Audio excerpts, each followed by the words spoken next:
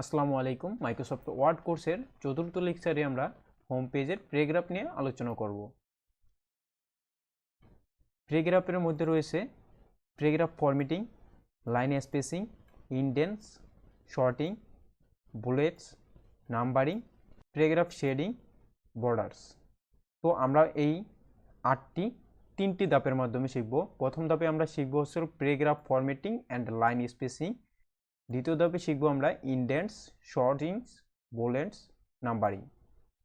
আর তৃতীয় ধাপে শিখব প্যারাগ্রাফ শেডিং অ্যান্ড বর্ডার্স। তো প্রথম ধাপে রয়েছে paragraph formatting and line spacing. তো প্রথমে দেখবো হচ্ছিল প্যারাগ্রাফ ফরম্যাটিং। তো প্যারাগ্রাফ ফরম্যাটিং আবার চারটি ভাগে বিভক্ত: align left, align centre, align right, justify. তো আমরা এখন একটা প্যারাগ্রাফ সিলেক্ট করে নিলাম। তো প্যারাগ্রাফ সিলেক্ট করা হলে আমি যদি এখন অ্যালাইন লেফটে ক্লিক করি, সেক্ষেত্রে বাম পাশ বরাবর লেখাগুলো সমান থাকবে। আর আমি যদি অ্যালাইন সেন্টারে ক্লিক করি, সেক্ষেত্রে মাঝ বরাবর লেখাগুলো সমান থাকবে আর দুই পাশে এলোমেলো থাকবে। আর যদি আমি অ্যালাইন রাইটে ক্লিক করি, সেক্ষেত্রে ডাইন পাশ বরাবর লেখাগুলো সমান থাকবে। আর আমি যদি জাস্টিফাইতে ক্লিক করি, সেক্ষেত্রে লেখাগুলো একটা মিডল স্টিচ সমতার মধ্যে থাকবে। এরপর রয়েছে লাইন স্পেসিং। তো লাইন স্পেসিং হচ্ছিল একটি লাইন থেকে অন্য লাইনের মধ্যবর্তী দূরত্ব। তো আমরা হচ্ছে লাইন স্পেসিংয়ে ক্লিক করব। এরপরে এই জায়গা থেকে যতটুকু লাইন স্পেসিং প্রয়োজন অতটুকু হচ্ছিল আমরা প্রয়োজন সাপেক্ষে সিলেক্ট করে দেব। তো আমি নর্মালি রাখতেছি। এবার দ্বিতীয় ধাপে আমরা দেখব ইনডেন্টস, শর্টিং, বুলেটস, নাম্বারিং। ইনডেন্টসের কাজ হচ্ছে লাইনগুলোকে ডানে এবং বাম পাশে মুভ করা। তো আমি যদি ইন্ডেন রাইটে ক্লিক করি, সেক্ষেত্রে দেখতে পাচ্ছেন যে লেখাগুলো ডাইন পাশে মুভ করতেছে। আমি যদি ইনডেন্টস লেফটে ক্লিক করি, সেক্ষেত্রে লেখাগুলো বাম দিকে মুভ করতেছে। তো এরপরে রয়েছে শর্টিং। শর্টিং অর্থ হচ্ছে শ্রেণীবিন্যাস। তো এখন দেখতে পাচ্ছেন যে বাংলাদেশ, তারপরে আছে চায়না, ইন্ডিয়া, এরপর আছে আর্জেন্টিনা।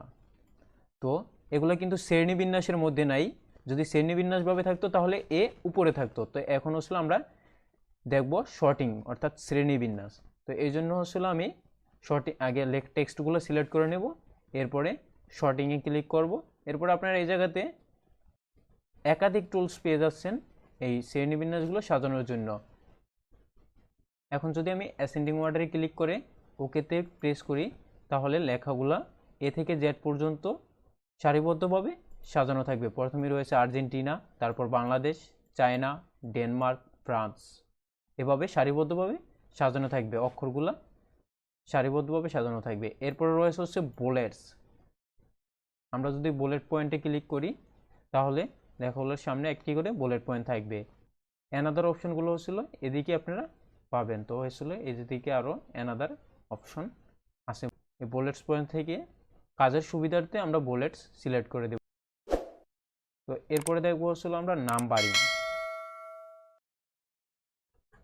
নাম্বারিং করার জন্য টেক্সটগুলো আগে সিলেক্ট করব। টেক্সটগুলো সিলেক্ট করে আমরা হচ্ছিল নাম্বারিংয়ে ক্লিক করলে লেখাগুলো নাম্বারিং হয়ে যাবে।